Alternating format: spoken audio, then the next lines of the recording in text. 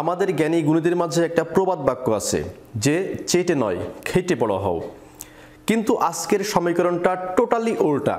আজকের ভিডিওতে আমি দেখাবো খেটে নয় চেটে বড় হও। তো বাংলাদেশের সবচেয়ে বিখ্যাত কুখ্যাত 5 জন চাটুকারী সম্পর্কে আপনাদের পরিচয় করিয়ে দেব।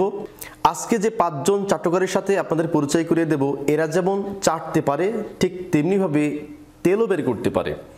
তো এই যে আমাদের দেশের সম্পদ যে 5 জনের কথা আমি বলছি, এদেরকে যদি আমরা বাইরে ট্রান্সফার করতে পারি বা এক্সপোর্ট করতে পারতাম, বিশ্বাস করেন ভাই, আমাদের দেশে তেলের সংকট হতো না।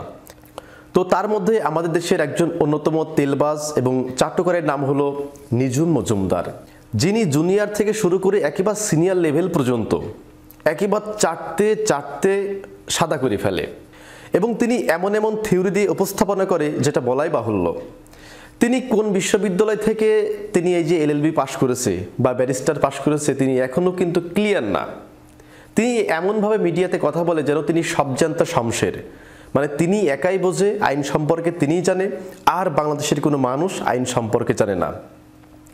এবং এই যে জুলাই মাসের যে গণহত্যা হলো 5 আগস্টের আগে, তিনি ছাত্রদের বিপক্ষে এমনভাবে অবস্থান নিয়েছিলেন, মনে হচ্ছিল যে এই মালটা আমাদের দেশের না, বাইরের একটা মাল।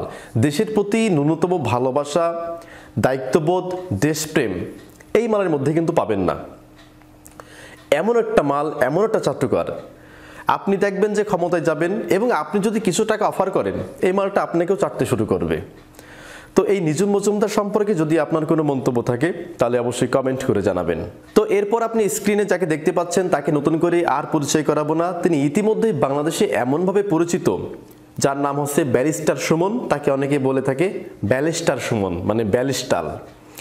তো এই ব্যালিস্টার সুমন তিনি অত্যন্ত পরিমাণে চাটুকার। তিনি আওয়ামী লীগের নেতাকর্মী থেকে শুরু করে একেবারে প্রধানমন্ত্রী শেখ হাসিনার পা এমনভাবে চেটেছেন, চাটতে চাটতে তার জিবাটাই ক্ষয় হয়ে গেছে। নীতি নৈতিকতা কি জিনিস এই মালের মধ্যে আপনি খুঁজে পাবেন না। যেখানে ক্ষমতা আছে, এই যে একটা কথা আছে না যে আমাদের কে জানি বলতো যে আমার কিচ্ছু দরকার নাই, জাস্ট পাওয়ার দরকার, এই মালটাও ঠিক ওই রকম। এবং আওয়ামী লীগ সরকারের পতনের পরে দেখা গেছে যে তিনি যেই সমস্ত সমস্যা নিয়ে ভিডিও বানাতেন, এই ধরেন একটা জায়গায় ব্রিজ তৈরি হয়েছে, একটা জায়গায় একটা মানুষ খুব অসহায় অবস্থায় আছে, একটা জায়গায় কেউ প্রাচীর তুলে দিয়েছে। তো দেশ আওয়ামী লীগ মুক্ত হওয়ার পরে আমরা দেখতে পেলাম যে এই ব্যালিস্টার সুমন এই সমস্যাগুলো নিজেই তৈরি করত। অর্থাৎ তার কন্টেন্টের জন্য একটা কন্টেন্ট বানাতে হবে, তো কোন জায়গায় সমস্যা সেটা দেখতে হবে, মানে সে নিজেই সমস্যা তার লোকজন দিয়ে তৈরি করত। এরপরে তিনি এইরকম মোবাইল নিয়ে স্যুট বুট পরে একেবারে তিনি সেটা সমাধান করার জন্য লাইভে চলে আসতো। চিন্তা করতে পেরেছেন যে মালটা কত বড় চালাক, যে নিজেই সমস্যার সমাধান, নিজেই সমস্যা তৈরি করে সেইটা আবার সমাধান করার জন্য লাইভে চলে আসতো। আর আমরা জনগণ যে কি রকম বোকাচন্দ্র, আমরা ধরতেও পারিনি যে মালটা আমাদের সাথে মশকরা করতো। তো প্রিয় দর্শক, এই ব্যালিস্টার সুমন সম্পর্কে যদি আপনার কোনো লাইন বলার থাকে একটু কাইন্ডলি লাইনটা বলবেন। এরপর স্ক্রিনে যার সাথে আপনার পরিচয় করে দেব, তিনি হলেন বাংলাদেশের কারেন্ট আপা। চিনতে পারছেন কারেন্ট আপা? বলেন তো কার ছবি এখন শো করব? কারেন্ট আপা, যে ঝুড়িতে ঝুড়িতে কারেন্ট নিয়ে ঘুরবে, রাইট? মমতাজ, তাকে বলা হয় কারেন্ট আপা। তিনিও এত পরিমাণে কি বলবো, এই আওয়ামী লীগ সরকারকে চাইতেছে যে চাটতে চাটতে কারেন্ট তুলে দিয়েছে মাথার উপরে, মানে ঝুড়িতে তুলে দিয়েছে কারেন্ট। যে এমন একটা সময় আসবে যে মানুষ ফেরিওয়ালার মতো করে কারেন্ট বিক্রি করে বেড়াবে। এই কারেন্ট আছে ভাই, কারেন্ট নেবেন, কারেন্ট নেবেন, 2 টাকা ইউনিট, 3 টাকা ইউনিট, 5 টাকা ইউনিট। এটা কিন্তু মাল বলা যাবে না। তো এই হচ্ছে কারেন্ট টাপা। তো আমাদের দেশটা হচ্ছে এমন একটা দেশ যেখানে হচ্ছে আপনার চাটুকারদের, এই তেলবাজের জন্ম হচ্ছে সবচেয়ে বেশি।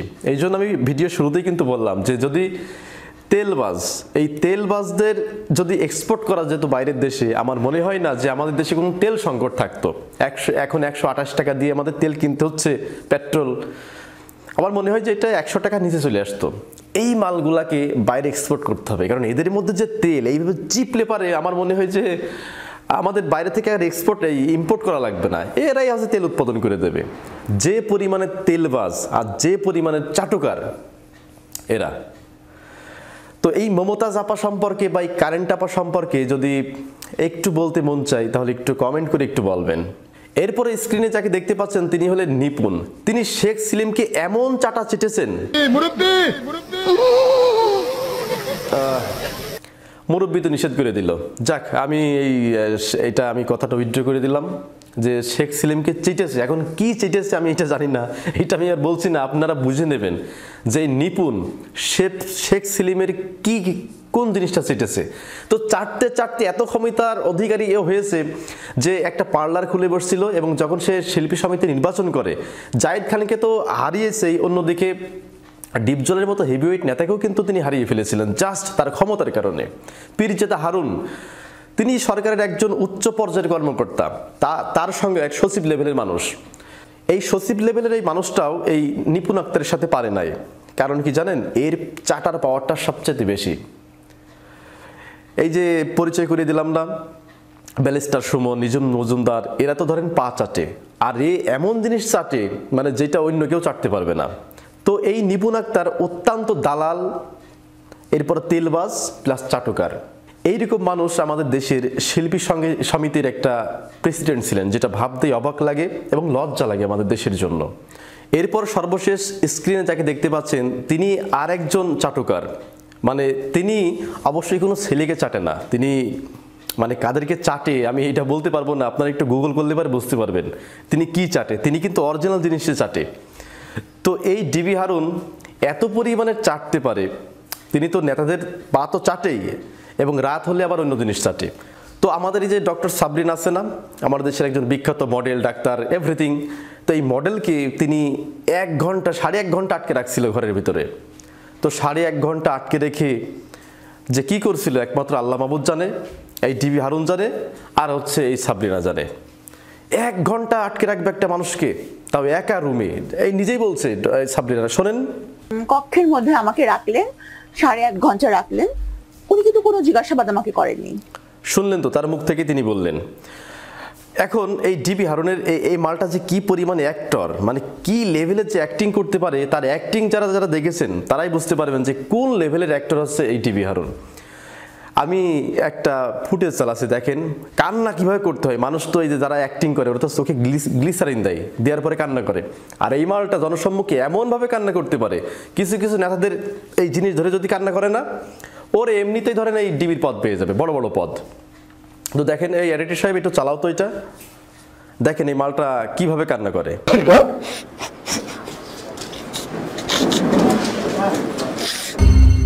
দেখলেন কি কোন লেভেলের অ্যাক্টর। আমার মনে হয় যে এর হচ্ছে জাতীয় পুরস্কার দেওয়া দরকার। তো আমাদের বাংলাদেশের একজন এই লেভেলের একটা চাটুকার বাটপার আমাদের ছিল হচ্ছে ডিবি প্রধান। চিন্তা করে, এটা কত লজ্জার একটা বিষয় যে এইরকম লেভেলের একজন মানুষ আমাদের দেশের ডিবি প্রধান, মানে আইন শৃঙ্খলার যে গোয়েন্দা শাখা সেই শাখার প্রধান হচ্ছে এই ডিবি হারুন।